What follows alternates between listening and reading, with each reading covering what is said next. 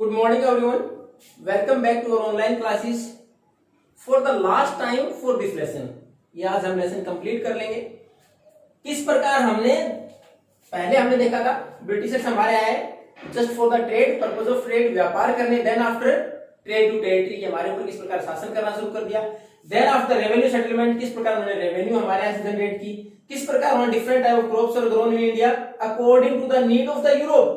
Europe में जो different countries है उन्होंने अपनी जरूरतों के अनुसार हमारे यहाँ कौन कौन सी फसलें उगाई. उसके बाद उनमें एक एग्जाम्पल पढ़ा हमने इंडिगो का, नील की खेती. उसके बाद इस नील की खेती के लिए कौन कौन सी व्यवस्थाएं, कौन कौन सी सेटलमेंट की है, इसमें हमने दो पढ़े थे कल, निज और रयोच सिस्टम. उसमें निज में देखा था कि मालिक कौन होते थे, प्लांटर्स होते थे, या तो खरीदते थे जमीन या लीज पर या रेंट पर लेते थे. रियोत में क्या होता था, मालिक तो किसान होते थे लेकिन वो कॉन्ट्रैक्ट में होते, उसके अनुसार व्यवस्था करते. सारा बैल है, हल है, फिर केवल बीज और लोन प्रोवाइड करता था. पैसा किस कौन प्रोवाइड करता, ब्रिटिशर्स, लेकिन इंटरेस्ट के ऊपर वो कभी उतरता ही नहीं था. अब इस प्रकार की हैरेस कंडीशन जब हुई इतनी इस प्रकार से, क्योंकि एक बार लोन ले लिया गया, उसका इंटरेस्ट है वो कंप्लीट ही नहीं हो पाता, अगली बार दूसरा लोन देके फिर उनको बताया जाता है कि आपका इतना और बाकी है. तो इससे बिल्कुल परेशान होने के बाद 1859 में इसमें देखा ब्लू रिवॉल्यूशन. तो जो नील की खेती करने वाले लोग थे वो सरकार के खिलाफ they turned against the government और against the planters, not the government. सरकार के खिलाफ नहीं, किसके खिलाफ, जो बागान मालिक थे, जो इंडिगो की खेती कराते थे, उनके खिलाफ इन्होंने आंदोलन करना शुरू कर दिया. इन्होंने मना कर दिया खेती करने से. They denied to grow indigo, खेती किसकी, इंडिगो, नील की खेती करने से उन्होंने मना कर दिया. अब उन्होंने मना किया तो उनके लिए तरीका कौन सा था.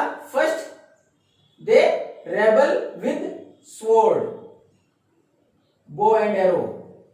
तो उन्होंने तलवार, स्पेयर्स, भाला, स्पेयर्स, इसको स्पेयर्स, तलवार से, भाले से, तीर कमान से, ये तो पुरुषों के हथियार थे, इनके द्वारा उन्होंने विरोध किया. अब दूसरा महिलाओं का देखो, जो घर में चीजें अवेलेबल होती है इनसाइड द किचन, स्पेशली जो किचन में अवेलेबल होती थी, पैन चाहे तवा है, तो उसके बाद टोंग चाहे चिमटा है, उसके साथ साथ आपने देखा उसके पोट्स, मटके हैं, वो उन्होंने अपने हथियार बनाए, यानी वो फेंक के मार सकते थे. हालांकि हो सकता है ज्यादातर घरों में आज भी इस्तेमाल होती हो. तो महिलाओं के लिए हथियार कौन से, which are inside the kitchen, और पुरुषों के लिए जो भाले, तलवार, तीर कमान, इनके द्वारा इन्होंने विरोध किया. अब उसके बाद इन्होंने साफ मना कर दिया, we are not going to do the growing of indigo, खेती नहीं करेंगे. दूसरा, we are not going to take the loan, अब इससे आगे हमें लोन नहीं चाहिए, हम उस कॉन्ट्रैक्ट को नहीं मानते. उसके बाद दूसरा तरीका क्या था, एक इसमें दे रखा था, इनको जो कन्विंस किया जाता है वो काम करने के लिए, और जो उनसे रेवेन्यू कलेक्ट करते हैं उनको बोलते थे गोमस्ताज.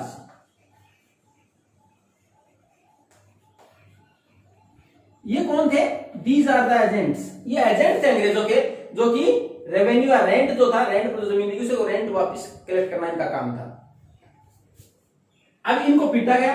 दे were also beaten by the revolutionary, जो क्रांतिकारी थे, जो ये लोग थे इंडिगो खेती करने वाले पीजेंट, किसान, इन्होंने इनको पीटा. उसके बाद एक वर्ड और दे रखा है कि दे वर बीटन बाय द, कई बार किसान जब who were not able to pay the rent, जो रेंट नहीं पे कर पाते थे उनको, they were also beaten by the retials, जो रट लेके उनके साथ किसने रखे थे, प्लांटर्स ने रखे हुए थे सुरक्षा के लिए. अब उन्होंने बोला हम उनके दबाव में भी नहीं आएंगे. अब इतनी सारी क्रांति हो कैसे गई. पहली कंडीशन तो ये थी, they were oppressed और harassed by the planters, उनका बहुत ज्यादा शोषण किया, एक्सप्लॉइटेशन किया गया था, उससे परेशान थे. लेकिन ये शोषण तो पहले भी होता था, अचानक से क्यों. उसका सबसे बड़ा कारण क्या था, they think that they have the support of the local zamindars, जो वहां के स्थानीय जमींदार हैं उनकी मदद मिलेगी इनको, और the headman of the village, गांव के मुखिया उनकी मदद मिलेगी. क्यों, क्योंकि गांव के मुखिया थे, उनको प्लांटर्स के उन्होंने फोर्सफुली कॉन्ट्रैक्ट साइन कराया था कि पूरे गांव की जो रेवेन्यू होगी, रेंट होगा, वो कलेक्ट करके देंगे. दूसरा, जमींदार थे, उनसे जबरदस्ती लीज पर ली गई थी जमीन, उनको फोर्स किया गया था कि अपनी जमीन जो आपके अंतर्गत आती है छोड़े हैं, उस पर हम प्लांटेशन करेंगे, अपने पैसे लिए फोर्स किया गया था. अब दोनों ही नाराज थे, इन्होंने क्या किया, जगह जगह घूम के फिर के लोगों को उसके लिए, विरोध के लिए उकसाया कि just resist the system what ever is going on, जो व्यवस्था है उसका विरोध करें. तो इस प्रकार ये व्यवस्था, इसके विरोध के स्वरूप उत्पन्न हुई है, इन्होंने क्रांति की. एक इनके दिमाग में एक चीज और थी कि the government will also going to help us, कि सरकार भी हमारी मदद करेगी.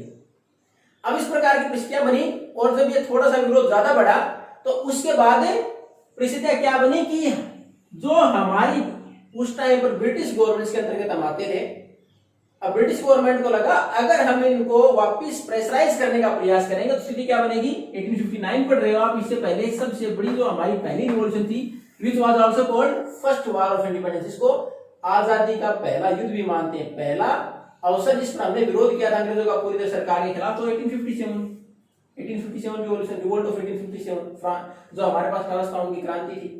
तो ये 18 साउंड की क्रांति से पहले ही एक सबक मिल चुका था अंग्रेजों को कि अगर हमने इनको दबाने का वापस प्रयास किया तो एक बड़ी रिवॉल्यूशन वापस हो सकती है हमारे खिलाफ। तो they were taking the steps carefully, तो ब्रिटिश गवर्नमेंट थोड़ा ध्यान से कदम आगे बढ़ा रही थी। अब उसके बाद एक जज, एक मजिस्ट्रेट जहां इस प्लांटर्स गए, उस केस में क्या हुआ, उस जज ने भी फैसला क्या दिया कि प्लांटर्स हैं वो गैर कानूनी तरीके से काम कर रहे हैं, और उन्होंने एक मैसेज ये भी दिया कि ब्रिटिश जो क्वीन है उनके अनुसार अब जो ये किसान है इनको इंडिगो खेती करने की जरूरत नहीं है। अब इससे क्या है, स्ट्रेंथ और मिल गई जो क्रांतिकारी थे इनको कि गवर्नमेंट भी हमारे साथ है, एक और उनको थोड़ी सपोर्ट मिली। अब इसके बाद इन्होंने और विरोध को आगे बढ़ाया और धीरे धीरे इन प्लांटर्स के खिलाफ ये रिवॉल्यूशन बढ़ाई। तो उसके बाद ब्रिटिश गवर्नमेंट ने एक कमीशन बना दिया, एक आयोग बनाया जांच के लिए, क्या वास्तव में जो कुछ हो रहा है वो गलत है। जब उस कमीशन ने रिपोर्ट सौंपी, हमारे आज भी ये होता है कोई भी घटना होती है उसके बाद चाहे हमारे मुख्यमंत्री हो चाहे देश के प्रधानमंत्री हो कि we are going to organize a commission for inspection, जब जांच करेंगे, कमीशन आयोग बना दिया, the commission will provide the report within 7 days 10 days 15 days, ये रिपोर्ट हमें 15 दिन में रिपोर्ट देगा। जब वो कमीशन बनाया गया तो उस कमीशन ने भी क्या देखा कि जो प्लांटर्स हैं दे वर यूजिंग ऑप्रेसिव मेथड्स, कि वो दमनकारी नीतियां अपनाते हैं और उनके साथ the peasants were not getting any benefit, किसान उनको कोई बेनिफिट नहीं मिल रहा, इंडिगो खेती करने वाले किसानों को कोई बेनिफिट नहीं मिल रहा। तो उसके बाद वहां बैन कर दिया गया कि कोई अपनी मर्जी से उगाए तो ठीक, नहीं तो खेती नहीं करेंगे इंडिगो की, उनको छूट दे दी गई। उस कमीशन ने एक चीज ये कही कि जो प्रेजेंट कॉन्ट्रैक्ट उसको पूरा करे, किसानों को कि आप इसको पूरा करें, इससे आगे आप you are not force to do the new contract, नया कॉन्ट्रैक्ट करने के लिए आप बाध्य नहीं, आपकी मर्जी आप क्या उगाएंगे। अब जैसे ही बंगाल से प्लांटर्स को नुकसान हुआ, यहां से जाना पड़ा, दे शिफ्टेड टू बिहार, उसके बाद वो बिहार की तरफ शिफ्ट हो गए इंडिगो की खेती करने के लिए। अब उन्होंने इंडिगो खेती करना बिहार में शुरू कर दिया। अब बिहार में शुरू करने के बाद एक सबसे बड़ा जो सेटबैक राउंड के लिए वो क्या हो गया, हमारे पास जो सिंथेटिक डाई, ये तो नेचुरल है, प्राकृतिक कलर था, अब धीरे धीरे सिंथेटिक डाई जो सिंथेटिक कलर डेवलप हो गया इस इंडिगो के बदले में, उससे उनको नुकसान तो हुआ लेकिन उसके बावजूद दे इंक्रीज देयर प्रोडक्शन, उन्होंने अपना उत्पादन फिर भी बढ़ाया क्योंकि इतना नुकसान नहीं था, प्रॉफिट तो फिर भी बचा हुआ था। अब जैसे ही गांधी जी साउथ अफ्रीका से वापस आए, one of the farmer from Bihar, Champaran Bihar से जो किसान था, उसने गांधी को कन्विंस किया just to move there and see the plight of the indigo farmers of peasants, जो खेती करने वाले इंडिगो उनका दुख तकलीफ को ऑब्जर्व करें वो। उसके बाद महात्मा गांधी जी वहां गए और आपने देखा होगा पहला जो आंदोलन महात्मा गांधी ने भारत में आने के बाद 1915 में वो साउथ अफ्रीका से भारत वापस आए थे, 1970 में उन्होंने भारत में पहला सत्याग्रह और पहला आंदोलन किया था जो कि चंपारण ही था। उस वक्त सबसे बड़े लीडर जो उस वक्त महात्मा गांधी के साथ थे वो कौन थे, he was the first president of India, Bharat के पहले राष्ट्रपति डॉक्टर राजेंद्र प्रसाद। तो वहां पहला आंदोलन गांधी जी ने भारत में जो शुरुआत की थी कौन सा था, हमारा चंपारण पहला सत्याग्रह जो किया गया, और उसके बाद उन लोगों को प्लांटर्स को वहां से इंडिगो की खेती छोड़नी पड़ी।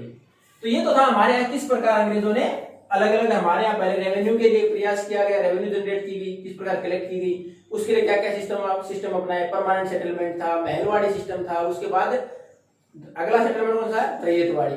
उसके बाद जब इन्होंने अपने ये देखा कि रेवेन्यू के साथ साथ the requirement of raw material for their industries and the crops which are required in Europe, जो फसलें वहां चाहिए उसकी खेती की जाए, तो उसके लिए हमारे अलग अलग एरियाज को टारगेट किया गया, वहां फसलें उगाई गई।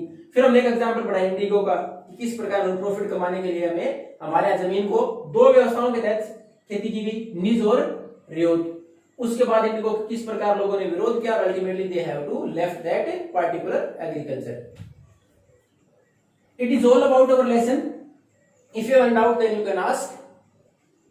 I will provide you the question answer in the PDF format. Thank you and have a nice day.